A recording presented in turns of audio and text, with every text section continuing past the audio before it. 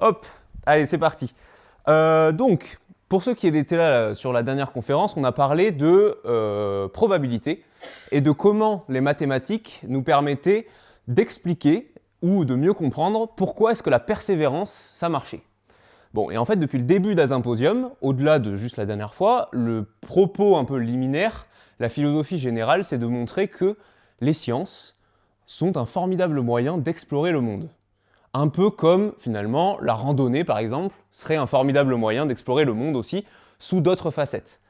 Bon, il se trouve que dans la randonnée et dans le trail, ce que vous voulez, quand vous vous aventurez dans la nature et quand vous faites des sciences, il y a pas mal d'acteurs clés qui sont passés les uns après les autres et qui vous permettent d'emprunter ce sentier qui peut être un sentier à proprement parler, ou un sentier, bon, métaphoriquement du coup un raisonnement, qui vous permet derrière d'expliquer des choses et de contempler des phénomènes physiques, ou de contempler ici des paysages, la nature, la montagne, etc.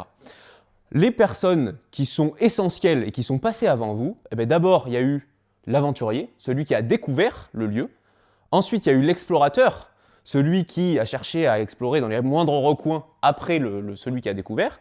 Ensuite, vous avez celui qui a balisé, qui pour faciliter derrière les prochains qui voudront explorer le même lieu, puis ceux qui ont tracé les sentiers pour faciliter l'accès et voilà, un peu modeler la nature pour que tout soit plus compréhensible, plus accessible, etc. Et puis, vous avez le conteur qui va raconter, donner envie derrière d'aller explorer ces sentiers, ou voir le guide qui va accompagner, etc. Bon, aujourd'hui, on va s'intéresser à la première catégorie d'acteurs, ceux qui découvrent.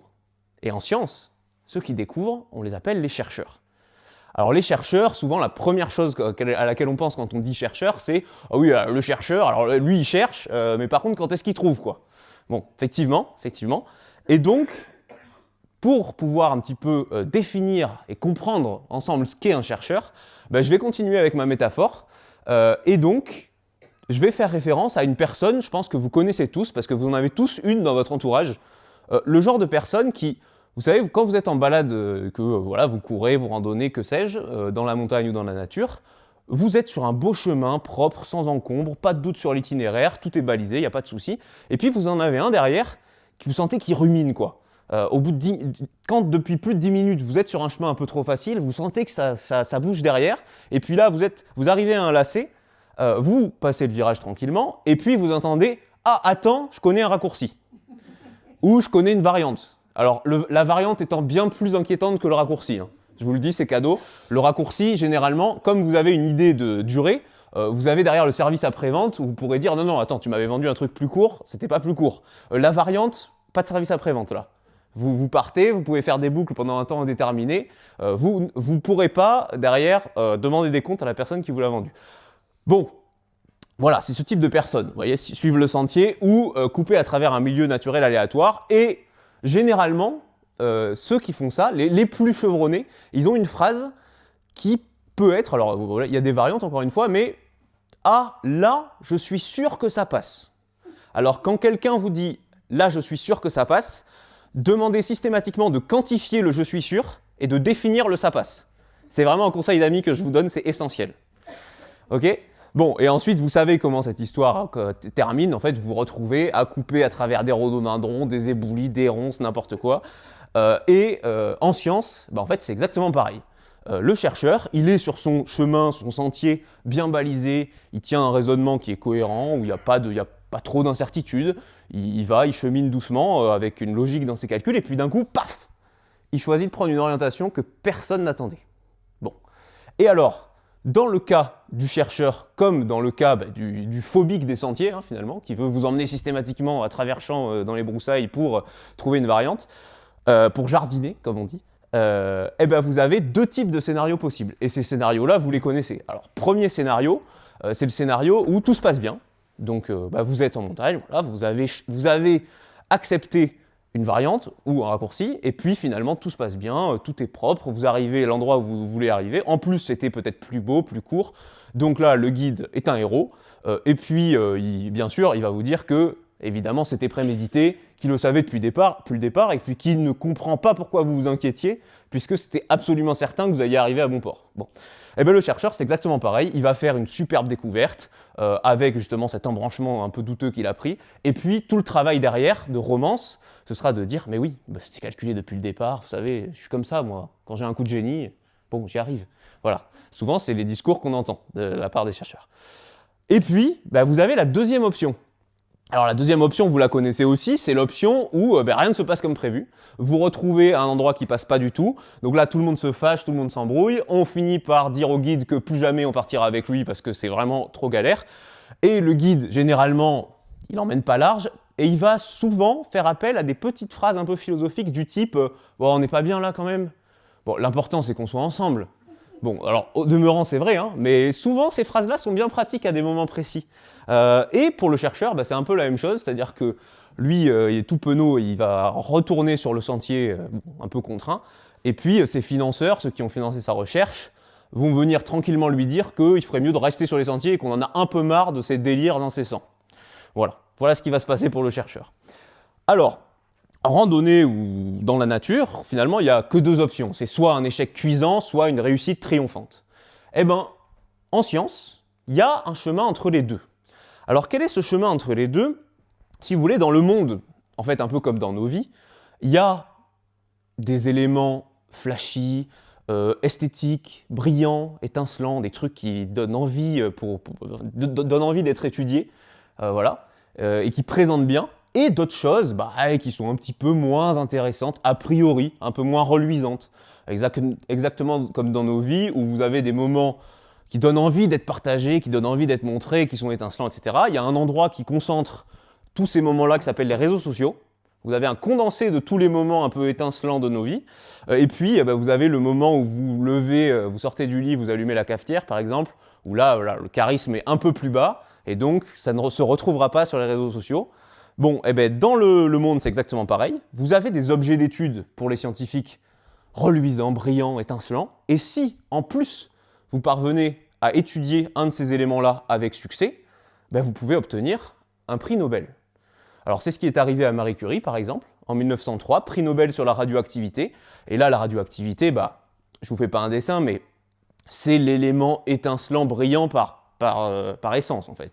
Vous balancez des photons sur des particules qui se désintègrent, émission de particules alpha, enfin voilà, rien que quand j'en parle, vous voyez, déjà on sent que c'est fascinant, ok.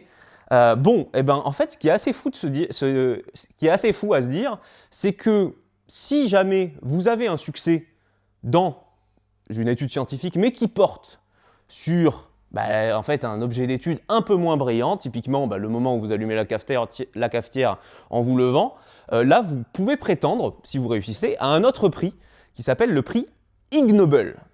Et alors on va aller voir, c'est justement le sujet de la conférence de ce soir, et on va en parcourir pas mal. Mais ce qui est assez dingue, c'est de se dire que Marie Curie, qui à partir d'un certain nombre d'outils mathématiques, physiques, qui sont des éléments de base, en fait, que tous les scientifiques utilisent, mais après, eux, ils ont leur thème, chacun a leur thème, mais les outils de base, c'est les mêmes équations physiques, les mêmes raisonnements mathématiques, etc. Et donc, c'est assez fou de se dire que par les mêmes raisonnements et avec les mêmes outils qui ont conduit Marie Curie à pouvoir faire des découvertes fondamentales sur la radioactivité, vous avez Robert Matthews, qui nous a prouvé que la tartine tombait plus souvent sur le côté beurré. Alors si vous aviez un doute, c'est prouvé, mathématiquement. Et en fait, attention, parce que Robert Matthews, il n'a pas fait ça n'importe comment. C'est-à-dire qu'on pourrait se dire, ah bah oui, c'est assez logique parce qu'il y a un côté avec du beurre, donc au niveau des masses, ça doit expliquer le fait que ça tombe plus souvent sur le beurre. Pas du tout, c'est pas ça. En fait, Robert Matthews dit que non, ça n'influe pas, puisque le beurre, c'est une masse trop peu significative par rapport à la tartine, et qu'en plus, ça a tendance à imprégner le pain, et donc c'est pas ça. Et donc, il nous a pondu des lignes et des lignes et des lignes de calcul pour arriver finalement à une explication qui fait intervenir 3 constantes fondamentales de la physique. Donc en gros, constante fondamentale de la physique, il y a la gravitation, qui vaut une certaine valeur, la taille des atomes dans le corps humain, et la force de cohésion dans les atomes. Donc c'est-à-dire que pour aller expliquer que la tartine tombe du côté du beurre, il a quand même fait appel au Big Bang, à la création de l'univers et à ces constantes qui ont été définies au tout départ. C'est quand même très fort. Voilà. Et Robert Matthews, mais il ne s'est pas arrêté là, parce qu'il a dit non, attendez, Ça, c'est la théorie. Bon, passons à la pratique. En 2001, il a fait une étude où il y a eu plus de 9200 lancers de tartines. Bon, il ne faut pas avoir peur du gaspillage alimentaire, là. Bon, peut-être qu'il les mangeait après, j'en sais rien. Mais... et sur les 9200, eh ben, ils sont arrivés à 62% de tartines qui tombaient sur le côté du beurre, ce qui est significativement plus que 50%, ce qui est quand même assez convaincant et ce qui lui permet de dire bah, « Regardez, voilà ce que j'avais prédit est arrivé ». Bon, vous pouvez peut-être imaginer que ce prix-là mérite peut-être pas, cette étude-là mérite peut-être pas un prix Nobel. Mais par contre, vous vous dites peut-être que ce serait dommage de perdre la trace de ce genre d'anecdote, quoi. Parce que quand même, ça vaut le coup rien que pour l'aspect divertissant. Bon, et bien en fait, il y a un gars qui s'est dit exactement ça, qui s'appelle Mark Abrams, et qui s'est dit c'est quand même dommage de perdre les traces de toutes ces petites études-là, qui font un peu le sel des sciences parce que ça donne quand même lieu à des belles histoires. Et Mark Abrams, il a créé les prix Ig Nobel. Alors le jeu de mots étant ignoble en anglais, Ig Nobel. Et donc, lui, il était président d'un journal qui s'appelait Annals of the Improbable Research. Et donc, il a décidé en 1991 de commencer à chaque année décerner au même titre que les prix Nobel viennent récompenser les découvertes scientifiques les plus fondamentales et les plus convaincantes de l'année. Lui, il va récompenser les découvertes les plus farfelues de l'année. Et depuis 1991, chaque année, vous avez une cérémonie de remise des prix Ig Nobel tous les ans. Voilà. Et il se trouve que ceux qui sont désignés et qui finissent par obtenir un prix Nobel, ils vont arriver à une cérémonie de remise des prix qui se tient à Harvard, donc Harvard, l'une des plus prestigieuses universités américaines, et ils sont derrière invités à donner une conférence au MIT, Massachusetts Institute of Technology, qui est pareil, une entité très importante et très prestigieuse aux États-Unis. Alors, moi, remettre un prix à une découverte farfelue, lui dire « on va te la donner à Harvard et derrière tu vas aller faire une conférence au MIT », je ne sais pas vous, mais moi ça me fait penser à un dîner de cons. Bon, il se trouve que moi, je trouve ça un peu limite, c'est pas très bienveillant quand même, donc ce soir on va pas se moquer. Et attendez, on me dit dans l'oreillette que la totalité du script se moque. Bon, on va peut-être se moquer un peu, mais on va se moquer gentiment ce soir. Voilà, on va parcourir un petit peu tous les prix, un certain nombre d'exemples de prix Ig Nobel qui ont été décernés et qui valent le coup de s'arrêter dessus. Alors, quels sont les critères qui peuvent amener à obtenir un prix Nobel ? Le premier critère, la première possibilité, c'est pour une critique scientifique. Typiquement, il y a un Français qui s'appelle Jacques Benveniste, qui a étudié la mémoire de l'eau et qui a eu 2 prix Nobel en 91 et 98 de physique. Et la mémoire de l'eau, c'est un phénomène que beaucoup ont cru vrai pendant un certain temps, qui était qu'en fait les molécules d'eau peuvent se souvenir des surfaces avec lesquelles elles ont été en contact. Et on sait désormais que c'est faux scientifiquement, mais lui, il n'a pas voulu lâcher l'affaire, et il était sûr, parce que c'était son idée à la base, donc forcément, c'est toujours mieux de tenir, d'être tenace quand il s'agit de votre idée et que vous voulez qu'elle soit consacrée scientifiquement. Et il a tenu bon face à l'entièreté de la communauté scientifique qui lui disait que non, c'était n'importe quoi, son histoire, etc. Et donc, à force, il a fini par avoir des prix Nobel. Deuxième exemple, ça peut être une critique politique. Par exemple, le prix Nobel de la paix, en 2013, a été remis à Alexandre Loukachenko, donc dictateur qui est à la tête de la Biélorussie. Et pourquoi ? Parce que ce brave homme avait décidé, puisqu'il y avait un mouvement de contestataires dont le symbole était l'applaudissement, il a décidé d'interdire les gens d'applaudir. Voilà. Et il a quand même trouvé le moyen de faire arrêter par la police du pays un manchot, l'accusant d'avoir applaudi. Bon, alors, Alexandre, loin de moi l'idée d'être insolent, mais là c'est un petit peu nigo, là c'est un peu gros, on le voit. Bon. Ensuite, troisième possibilité, et c'est sur celle-là qu'on va s'arrêter le plus, c'est la dimension comique. C'est des recherches qui sont fondées, qui sont vraies, qui sont bien menées, mais dont le résultat juste paraît assez risible par rapport aux moyens qui ont été déployés pour arriver à ce résultat. Allez, première mise en situation.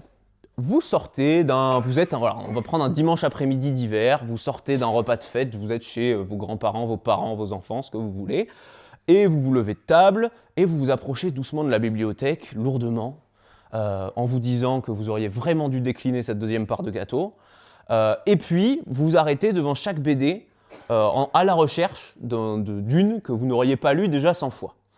Bon, vous tombez sur un Gaston Lagaffe que vous ouvrez à cette page. Alors, je vous laisse lire.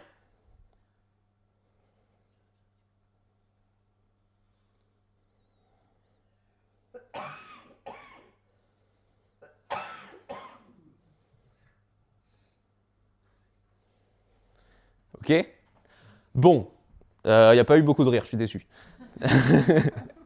Mais face à ça, trois types de personnes, enfin deux types de personnes jusque-là, et vous allez voir que finalement il y en a un troisième.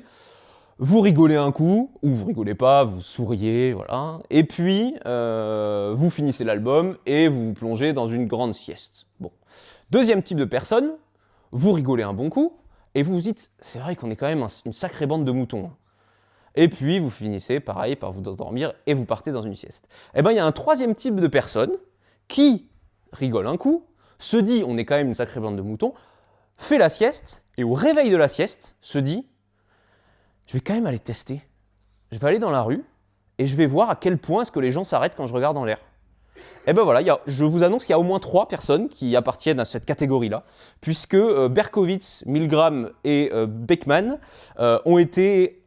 se sont levés et ont été dans la rue et ont conduit toute une étude pour étudier à quel point est-ce que les gens s'arrêtent quand ils voient quelqu'un dans la rue qui regarde en l'air et comment ça se passait au niveau des dynamiques de groupe. Alors, c'est comme j'imagine que vous réalisez à quel point c'est important comme découverte scientifique. Je vais vous donner le résultat. Le résultat, c'est qu'en gros, les gens s'arrêtent pas trop. Et puis, quand il y a un certain nombre de personnes qui est arrêté, là, tout le monde s'arrête. En gros, au bout de 10 personnes qui regardent en l'air comme ça, 80% des passants s'arrêtent. Okay, bon, voilà, j'espère que vous allez mieux dormir maintenant que vous savez ça. Merci Milgram, Berkowitz pour cette découverte absolument fondamentale. Deuxième mise en situation, pareil, on va prendre un dimanche après-midi. Hein. Vous jouez, vous êtes sur la Wii, ouais, mes références datent un peu, mais bon, ça va. Il n'y a pas de tout jeune dans la salle. Je précise tout jeune, j'ai déjà fait des gaffes à dire jeune les fois précédentes, donc je dis tout jeune. Et donc vous jouez au hasard, par exemple, avec vos sœurs, à Mario Kart. Et puis, pour ceux qui ne connaissent pas, qui ne sont pas familiers avec Mario Kart, il y a 12 cartes. Hein. Et puis on va dire que, de manière complètement fortuite, hein, les places qu'occupent vos sœurs avec qui vous jouez sont respectivement la 2e, la 11e et la 12e. Bon. Pendant que, en 11e et 12e position, Camille et Manon, pardon, excusez-moi, deux de vos sœurs se battent à coups de bombes et de canons et d'étoiles qui sont des armes de destruction massive dans Mario Kart, hein, ben vous êtes avec votre dauphine Romane, pardon, voilà, excusez-moi encore, je suis distrait, et la seule chose que vous avez à votre disposition pour la distancer sont des bananes, ok ? La banane étant dans Mario Kart donc une arme saisissante. Mais en réalité, c'est pas Mario Kart l'humanité n'a pas attendu Mario Kart pour placer la banane au centre du monde de la glissade. Et, vous connaissez ? Alors, je ne vais pas le faire.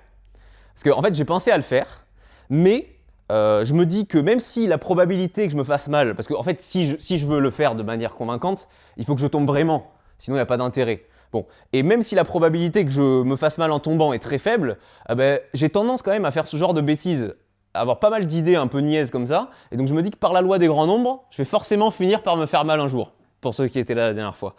Et puis imaginez que ça tombe ce soir, quoi. Comment j'explique ça aux médecins ? Oui, alors j'étais en train de faire une conférence sur les IG Nobel, et j'ai voulu illustrer la glissade sur une peau de banane, pour montrer que ça marchait, mais pédagogique, hein, intérêt pédagogique avant tout. Bon, il se trouve que, vous le devinez j'imagine, il y en a eu un qui a prouvé mathématiquement que vous marchez sur une peau de banane, et vous glissez. Voilà, c'est un japonais qui s'appelle Mabushi Kiyoshi et qui lui a eu le prix Ig Nobel de physique en 2014 pour avoir prouvé mathématiquement, en étudiant les frottements entre la peau de banane et le sol et entre la peau de banane et votre pied, que vous tomberez parce que la peau de banane glisse. Okay, encore une fois, une découverte absolument cruciale qui a bien mérité son prix Ig Nobel. Troisième exemple, et là, vous allez voir que vous connaissez déjà en fait des prix Ig Nobel. Vous les connaissez. Troisième exemple, c'est la loi de Murphy. Alors, vous connaissez peut-être la loi de Murphy, qui dit globalement, dans une formulation assez prosaïque, tout ce qui peut mal tourner finira par mal tourner. Bon, ça c'est la loi de Murphy. Ok ? petite illustration de la loi de Murphy. Vous allez au supermarché, évidemment vous tombez sur le caddie qui a la roue un peu bloquée là, qui va faire que vous allez pousser comme si votre vie en dépendait pour le maintenir droit pendant toutes les courses et foncer alternativement dans pas mal de personnes. Ensuite, évidemment, vous allez essayer de rentrer le truc au bout de la petite chaînette là, dans votre propre caddie, ce qui ne marche pas apparemment. Apparemment, c'est prévu pour. Bon, bref. Moi, je le fais à chaque fois. Ensuite, évidemment, à la caisse, vous arrivez à la caisse, vous allez tomber sur la personne devant vous qui avait oublié de peser ses poireaux. Ou alors, suivant si vous me ressemblez, bah, vous êtes la personne qui a oublié de peser ses poireaux. Et donc, vous tapez un sprint pour aller les peser. Ensuite, bah, vous avez aussi la personne devant vous qui veut payer en centimes, absolument. Vous reprenez votre voiture, vous êtes dans les embouteillages, dans la file qui avance le plus lentement, toujours. Hein. Vous êtes d'accord, on est tous dans la file qui avance le plus lentement, tout le temps. Bon. Et puis, vous rentrez finalement chez vous, vous faites une petite tartine avec des rillettes, vous glissez fortuitement sur une peau de banane, la tartine tombe côté rillettes. Okay, voilà la loi de Murphy. Et en fait, le plus fort dans la loi de Murphy, c'est même pas ça. Le plus fort dans la loi de Murphy, c'est ça. C'est la loi de Murphy appliquée à elle-même, parce que Murphy, qui avait un peu peur des scientifiques, qui allaient un peu toujours pointilleux chercher la petite bête, lui dire « Oh, ça repose sur quoi ton truc ?» Toute tentative de démonstration qui échoue prouve la loi de Murphy, puisque tout ce qui peut mal tourner, tournera mal. Donc vous allez tenter de démontrer la loi de Murphy, vous n'y arriverez pas, ça prouve que la loi de Murphy est vraie. Et ça, c'est quand même très très fort. Franchement, chapeau Edward Murphy pour ça. Bon, et c'est maintenant que commence notre cérémonie de remise du meilleur prix Ig Nobel. Nous allons ce soir élire à l'applaudimètre, alors oui, ça c'est encore une vanne pour notre cher ami Alexandre Loukachenko, hein, désolé Alexandre, mais bon, voilà. On va élire donc à l'applaudimètre, parmi 14 candidats, le prix Ig Nobel qui vous semblera alors là je vous laisse les adjectifs, hein. Franchement, le meilleur, le plus farfelu, ou alors celui qui a peut-être un peu de sens derrière la bêtise apparente du résultat. Voilà, comme vous voudrez. Alors, en candidat numéro 1, nous avons Robert Matthews avec la tartine, parce que quand même, vu qu'on est passé dessus, je le mets. Pareil, on aura Berkowitz, Milgram et Beckman qui ont étudié combien de personnes allaient regarder en l'air dans la rue quand ils regardent en l'air. Vous avez la glissade sur la peau de banane en 3. Et c'est parti. En 4, nous avons Robert Fade, qui a eu le prix Ig Nobel de maths en 1993 pour avoir calculé les chances exactes que Mikhaïl Gorbatchev, donc président de l'URSS entre 90 et 91, soit l'antéchrist. Okay, alors, vous attendez certainement le résultat. Je ne vous fais pas patienter plus longtemps. Les probabilités sont de une chance sur, accrochez-vous, 710 trilliards, 609 trillions, 175 milliards, 188 millions, 282 000. Voilà. Une chance sur tout ça que Gorbatchev soit en fait l'antéchrist. Ok ? Bon, merci Robert Fade. Ensuite, prix Nobel de la paix en 2019. Alexander Papoyou, pour avoir mesuré le degré de plaisir généré quand vous grattez une démangeaison. Voilà. Il méritait bien un prix Nobel de la paix, hein, pour l'apaisement procuré quand même, je pense. Prochain candidat, c'est Pepsi. Pepsi, la compagnie Pepsi aux Philippines en fait. Parce que Pepsi a fait un truc aux Philippines quand même très fort. Hein. En 1992, ils ont voulu lancer une campagne publicitaire avec une loterie sur les acheteurs de canettes de Pepsi. Et il faut savoir que les Philippines sont un des pays les plus férus de jeux d'argent et de loterie, etc. Donc ce qu'ils ont fait, c'est qu'ils ont organisé une gigantesque loterie où vous aviez une chance infime de gagner, mais vous pouviez gagner jusqu'à 30 millions de pesos. Donc ce qui était énorme. Et en fait, ils se sont gourés au moment d'organiser le jeu, et il y a eu 800 000 vainqueurs. Voilà. Il y a quand même la moitié du pays qui a participé hein, en termes de population. Voilà. Et il y a eu 800 000 gagnants. Et donc, ce qui a fait que, évidemment, ça a suscité une légère colère. Hein, parce que quand vous avez l'émotion d'avoir gagné et que vous projetez déjà sur ce que vous allez pouvoir faire avec tout cet argent, que vous allez finalement « Ah non, pardon, excusez-nous, on a fait une boulette, donc finalement vous n'avez pas gagné. » Bon, ça dépend. Ça arrive dans un certain type de pays. Au hasard, en Finlande, je pense que tout se passe bien. Bon, là, c'est arrivé aux Philippines. Il se trouve que c'est le seul événement qui a réussi à réunir plusieurs factions armées entre elles, contre Pepsi. Voilà, donc il y a eu plusieurs camions, plusieurs dizaines de camions de Pepsi qui ont été brûlés, et il y a un certain nombre de dirigeants du pays qui ont même dû fuir les Philippines à cause de ça. Voilà, donc Pepsi a bien mérité aussi son prix Ig Nobel. En 7, nous avons le prix Ig Nobel de maths 1994 à l'église baptiste du sud de l'Alabama, qui ont été faire une étude dans tout l'Alabama pour savoir combien de citoyens iraient en enfer s'ils ne se repentent pas. Ok ? Voilà.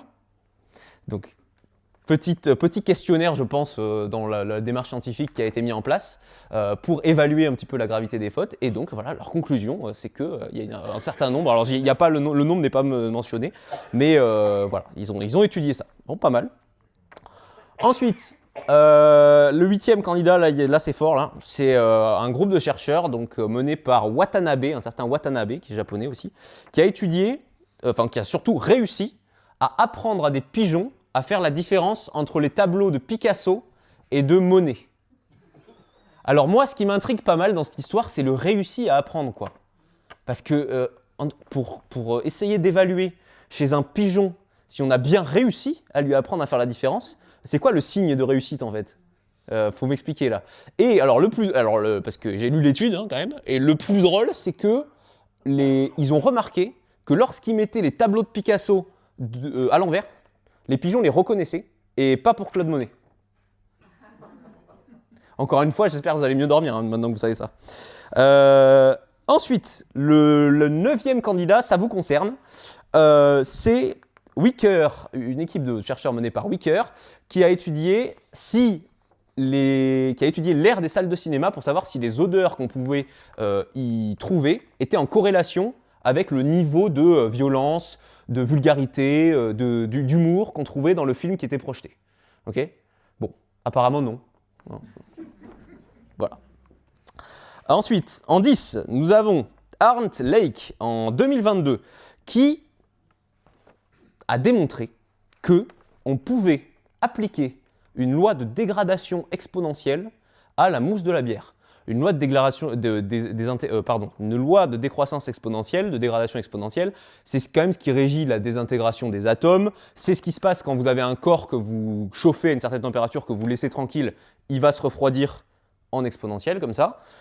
C'est aussi ce qui se passe, les oscillations du pendule vont se dégrader de manière exponentielle. Bon, eh ben on a un exemple de plus maintenant. La mousse de la bière. Bon, vous pourrez dire maintenant, voilà, ça c'est bien pour frimer en société. Savais-tu que la mousse de la bière se dégrade de façon exponentielle ? Voilà. Nous avons ensuite, alors ça c'est pas mal, c'est des scientifiques, alors attention, de Suède, d'Afrique du Sud, d'Allemagne, d'Australie et du Royaume-Uni pour avoir montré que les scarabées bousiers, qui vivent dans des bouses, les scarabées bousiers du coup, se repèrent par rapport à la Voie lactée. Eh ouais. Et ça, alors là pareil, des protocoles, imaginez tout de suite, protocole scientifique pour montrer ça. Eh ben ouais, pas mal. En fait, les scarabées bousiers, donc c'est une espèce qui vit dans les bouses, et ils les ont mis dans un planétarium, et en fait, ils ont observé que quand ils éteignaient tout, les scarabées étaient complètement perdus, ils bougeaient de façon anarchique, ils étaient perdus visiblement. Bon, je vous laisse imaginer à quoi peut ressembler un scarabée perdu. Vous avez déjà vu des scarabées perdus ? Bon, voilà, eux, ils ont vu des scarabées perdus. Et ils ont réussi à déduire, ils ont réussi à constater qu'ils étaient perdus. Bon. Ensuite, ils ont fait pareil en mettant la Lune versus pas la Lune. Aucun changement, ils étaient perdus. Donc, ils se sont dit, il y a un truc qui n'est pas la Lune, mais qui est dans le ciel, qui leur permet de se repérer. Et finalement, ils ont fini par déduire que c'était la Voie lactée. Voilà, donc dorénavant, vous saurez quand vous voyez un scarabée, quand vous pensez à un scarabée, et qu'il y a une nuée nuageuse, pensez au tracas qui est généré chez lui. Ensuite, avant-dernier candidat, une belle année, l'année 2001, prix Ig Nobel de médecine, Peter Brass pour son rapport sur les blessures liées aux chutes de noix de coco. Essentiel, et plus ou moins essentiel selon l'endroit où on vit, mais essentiel quand même. Et puis le dernier, alors là c'est pas mal aussi, avant-dernier pardon, en 13, donc là c'est toujours sur un prolongement de la loi de Murphy, on est toujours dans l'esprit tartine, c'est Dorian Reimer qui montre que les tas de cheveux, de cordes et tout ce qui peut y ressembler finissent inexorablement par s'emmêler en nœuds. Pas d'autre alternative, pas d'autre issue, il y aura des nœuds. Okay. Bon, donc rassurez-vous, c'est normal. Et puis, oui, non, quand même, là, il y a une petite dernière qui est quand même pas mal. C'est Kenda et al., donc médecine 1992, prix Nobel de médecine, pour avoir étudié les molécules chimiques responsables des odeurs de pied. Et la conclusion de l'étude, alors là, c'est assez exceptionnel, accrochez-vous bien, la conclusion de l'étude, c'est que globalement, les gens qui pensent puer des pieds, puent des pieds, et les gens qui pensent ne pas puer des pieds, ne puent pas des pieds. Ok ? Donc globalement, en termes de pieds, les apparences ne sont pas trompeuses. Okay, ce que vous pensez de vos pieds est en général vrai. Bon, très bien. Allez, c'est parti pour l'élection. Ok ? Alors, les règles. Les règles, vous avez le droit d'applaudir 3 fois. Ok ? Où vous voulez. Et je vais les passer un par un. Et bien entendu, de manière complètement dictatoriale, je vais évaluer quand c'est que j'aurais entendu le plus de bruit. Ok ? C'est parti. Allez, c'est bon, tout le monde a ses 3 choix ? Allez, je vous laisse un peu de temps pour réfléchir.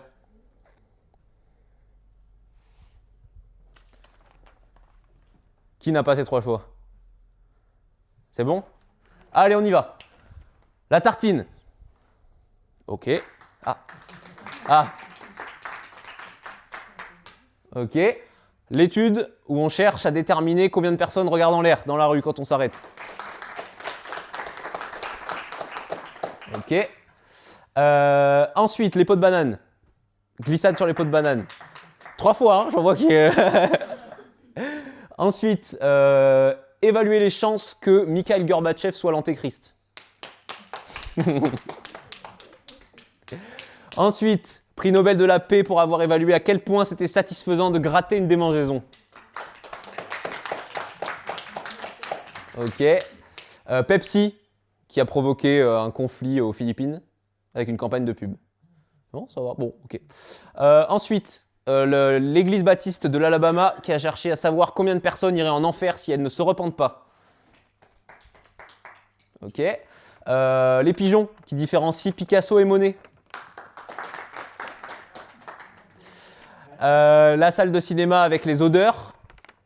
Non. Ok. La loi exponentielle qui explique la dégradation de la bière. Pas fâché avec le bonheur ici. Hein. L'escarabée bousier qui se repère avec la voie lactée. Les noix de coco, l'étude sur les chutes de noix de coco et les blessures liées à ça. Ok. Les cheveux qui s'en mêlent inexorablement, il n'y a pas d'autre issue. Et les odeurs de pied. Ok, eh ben je crois que donc l'étude, notre prix Ig Nobel ce soir, le prix Ig Nobel qui aura gagné, c'est le deuxième.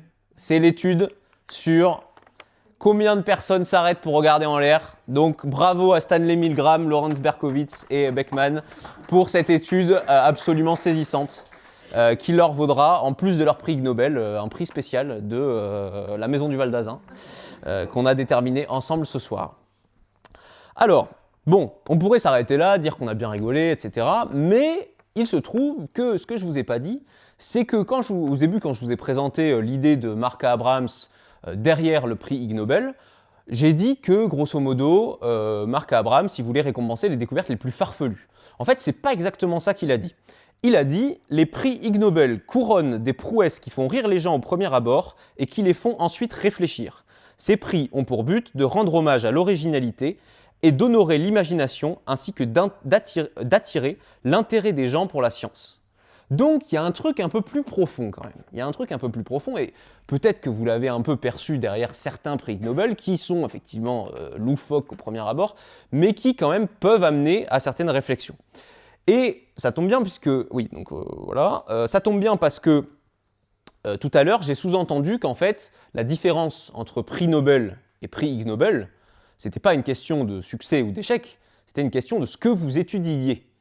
Et de est-ce que ce que vous étudiez est flashy, esthétique, en tout cas qui est reluisant pour l'économie et pour la société derrière, c'est ce qui fera la différence entre un prix Ig Nobel et un prix Nobel. Donc en fait le titre, il n'y a pas trop de sens quand je dis cancre ou génie incompris. En réalité, il a d'autant moins de sens que, parfois, ça peut être les mêmes. Exemple, André Geim, prix Ig Nobel de physique 2000, prix Nobel de physique 2010. ok. Il a eu le prix Nobel de physique en 2000 pour avoir fait léviter une grenouille avec des aimants. Ok, pas mal, ok. Mais il a eu le prix Nobel de physique 2010 pour ses travaux sur le graphène étant un matériau qui en fait est une épaisseur monoatomique de carbone. Donc en gros, c'est très fin. Et ce matériau-là a énormément d'usages parce que c'est un très bon conducteur, c'est très résistant, etc. Mais enfin, il faut quand même imaginer que ce que vous cherchez, en gros, vous prenez du graphite, donc grosso modo de la mine de crayon à papier ou voilà, quelque chose qui ressemble. Et puis, le but, c'est de décrocher une couche d'une épaisseur d'un atome. Donc en fait, André Geim, ce qu'il a fait, c'est qu'il a pris du scotch et il a été chercher à accrocher une couche la plus fine possible. Et il a fait ça en boucle, et il a fini par avoir une épaisseur d'un atome. Donc vous voyez qu'en fait le protocole, alors même si la découverte est absolument derrière fondamentale pour l'économie, je le répète, en fait le protocole pour arriver à cette découverte, c'est pas beaucoup plus compliqué que de faire voler une grenouille avec des aimants au final. Donc en fait c'est bien les mêmes compétences qui font qu'un prix, qui différencie un prix, qui sont communes à un prix Ig Nobel et un prix Nobel. Et si on va un peu plus loin, il y a même des prix Ig Nobel, alors qui n'ont pas eu un prix Nobel par la suite, mais qui ont atteint une telle envergure qu'elles pourraient. Alors j'ai parlé de la loi de Murphy tout à l'heure, certes c'est très connu, bon, mis à part la belle démonstration de force de la loi de Murphy appliquée à elle-même, c'est quand même pas scientifiquement le truc auquel on pense en premier, hein, en termes de robustesse. Mais par contre, vous connaissez peut-être l'effet Dunning-Kruger, et il se trouve que David Dunning et Justin Kruger ont eu le prix Ig Nobel de psychologie en 2000 pour leur étude qui s'appelait « Incapable et inconscient de l'être, comment la difficulté de reconnaître sa propre incompétence mine à une surévaluation de soi ». Bon, en fait, à la base, on a trouvé ça un peu drôle parce que oui, c'est formulé de manière un peu compliquée pour dire que les gens ont tendance à se surestimer, mais en réalité, ça a derrière donné naissance à l'effet Dunning-Kruger qui est maintenant très connu aujourd'hui et qui est très utile quand on commence à investir un domaine, quand on s'intéresse à un domaine. On part donc du zéro, où on n'a aucune compétence et aucune confiance, et puis ce que nous montre ce graphe, c'est que la confiance monte beaucoup plus vite que la compétence. Donc vous commencez à en apprendre, et là, de suite, vous avez l'impression que vous en savez beaucoup, et que vous n'êtes pas loin d'être un expert, quoi. C'est ce qu'on appelle la montagne de la stupidité. Et c'était le sujet, du coup, de l'étude qui a eu ce prix Ig Nobel. C'était que les gens, grosso modo, ne réalisent pas à quel point le peu de connaissances qu'ils ont accumulées est faible par rapport à ce qu'il leur reste à découvrir. Ensuite, vous continuez à monter en compétences, vous allez en apprendre encore un peu plus, et là, vous allez tomber dans ce qu'on appelle la vallée de l'humilité. C'est-à-dire que d'un coup, vous vous dites « Non, mais en fait, je pensais être sûr de ça, et j'ai appris que non, donc il n'y a pas de réalité, tout est relatif, j'en sais rien en fait, et je suis complètement ignorant vis-à-vis de ce domaine que je pensais pourtant maîtriser parfaitement. » Et en fait, quand vous continuez à monter en compétences, vous arrivez au plateau de la consolidation, et c'est pour ça qu'on dit qu'un expert, c'est celui qui sait différencier ce qu'il sait de ce qu'il ne sait pas. Et donc, ce qui est saisissant avec cette courbe, c'est qu'elle s'applique à énormément de choses et que derrière, en fait, les gens ont été au-delà juste du prix Ig Nobel qui avait été décerné, ils ont bien rigolé, et puis derrière, ils se sont dit, mais en fait, c'est un peu vrai ça. Et donc, ça a donné naissance à l'effet Dunning-Kruger. Alors pourquoi est-ce que fondamentalement, les prix Ig Nobel, ça nous fait rire? Bon, je pense qu'il y a deux pistes. Les prix Ig Nobel, ça nous fait rire d'abord parce que, bon, l'image qu'on se fait du scientifique, qui est typiquement un peu celle-là, hein, naturellement, ça contraste avec ça, quoi. Vous voyez? Donc, c'est drôle, parce que on a des scientifiques qui étudient les odeurs de pied, quoi. Donc ça, effectivement, c'est drôle. Mais il y a une deuxième raison qui, je pense, est un peu plus profonde, c'est que, en fait, on a fait assez rapidement le raccourci que la science, c'est utile. Voilà. C'est que la science nous permet derrière de créer des technologies qui sont utiles pour l'économie. Et en réalité, ça, c'est pas du tout évident. Et en fait, qu'est-ce qu'on appelle finalement utile dans notre société? Ce qu'on appelle utile, c'est ce qui crée du PIB, hein, globalement. Ce qui crée du PIB, c'est utile, le reste, c'est pas utile. Okay, mais en réalité, le fait qu'on ait bien rigolé ce soir avec les prix Nobel et l'inspiration que ça nous a généré, est-ce que ça, on peut pas considérer que c'est une certaine forme d'utilité, en fait? Ou est-ce que, pour tourner la question autrement, est-ce que fondamentalement, on a besoin que quelque chose soit utile pour lui donner de l'intérêt? Et en fait, la réalité, c'est que la science à la base, n'a aucune vocation à être utile. La science a juste vocation à décrire le monde. Et c'est ce que je disais au début. C'est-à-dire que la science est juste un formidable moyen d'aller explorer notre réalité et d'aller mieux la comprendre, parce que derrière, mieux la comprendre, c'est être plus libre en fait. Et ça a été bien synthétisé par une phrase de Poincaré, d'Henri Poincaré, qui est un mathématicien, et que je trouve cette phrase magnifique. Le savant n'étudie pas la nature parce que cela est utile. Il l'étudie parce qu'il y prend du plaisir, et il y prend du plaisir parce que la nature est belle. Voilà, je trouve que ça résume parfaitement la démarche scientifique. Et ce qui est assez marrant, c'est, pour reboucler sur ce que je disais au tout départ et ma métaphore, avec l'exploration de la nature, si vous remplacez savant par le randonneur, le coureur, ce que vous voulez, et étudier la nature par parcourir la nature, ça vous donne une phrase qui est tout aussi vraie. Le randonneur ne parcourt pas la nature parce que cela est utile, il la parcourt parce qu'il y prend du plaisir, et il y prend du plaisir parce que la nature est belle. On est d'accord ? Eh bien, je terminerai là-dessus.